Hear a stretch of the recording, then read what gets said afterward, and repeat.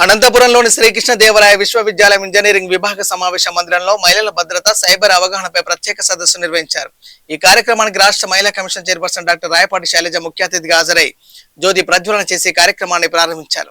అనంతరం ఆమె మాట్లాడుతూ మహిళలు, విద్యార్థినులు stalking, cyber stalking, social media మోసాలు, డిజిటల్ భద్రత వంటి అంశాలపై అవగాహన పెంపొందించుకోవడం అత్యంత అవసరమని అన్నారు.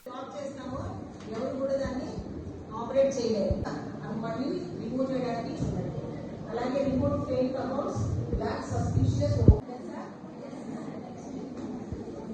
సో స్క్రీన్ లాక్ పెట్టేస్తే వాళ్ళకి అప్పుడు 5 years 3 years ఇంప్రిజన్మెంట్ ఉంటుంది, ఫైన్ అప్ టు 1 lakh ఉంటుంది. అంటే మన పేరు ఉపయోగించి వేరే వాళ్ళు అకౌంట్ క్రియేట్ చేసి ఏదైనా ఫ్రాడ్ గా చేసినట్లయితే మనం దాన్ని నిరూపించగలిగితే దానికి శిక్ష పడడం జరుగుతుంది. దాంట్లో 3 సంవత్సరాల శిక్ష, అలాగే 1 lakh ఫైన్ వేయడం, ఇయర్స్ శిక్ష, అలాగే 2 lakhs ఫైన్ వేయడం జరుగుతుంది. నెక్స్ట్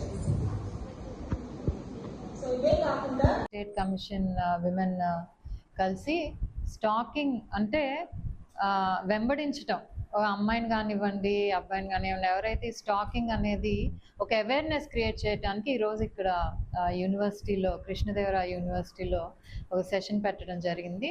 ఎందుకంటే మనకి ఇది చాలా సాధారణమైన విషయంగా ఒక అబ్బాయి ఒక అమ్మాయిని వెంబడించడం అనేది చూపిస్తూ ఉంటారు సినిమాల్లో కానివ్వండి. అంటే అది ప్రేమ అని, అది రొమాన్స్ అని అలా చూపిస్తూ ఉంటారు సినిమాల్లో కూడా. కానీ స్టాకింగ్ అనేది ఒక క్రైమ్.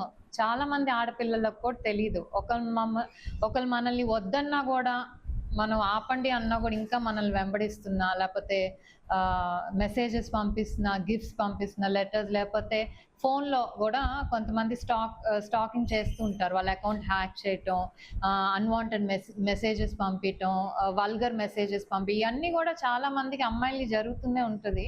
కానీ వాళ్ళకి అది ఏంటి అనేది గుర్తించడం తెలియట్లేదు, అది స్టాకింగ్ అని తెలియట్లేదు. సో అసలు స్టాకింగ్ అంటే ఏంటి, అవి ఎన్ని రకాలు ఉంటాయి, అవి ఎలా రికగ్నైజ్ చేయాలి, మనం రికగ్నైజ్ చేశాక దాన్ని ఎలా రిపోర్ట్ చేయాలనేది ఈరోజు తీసుకున్న అవేర్నెస్ సెషన్.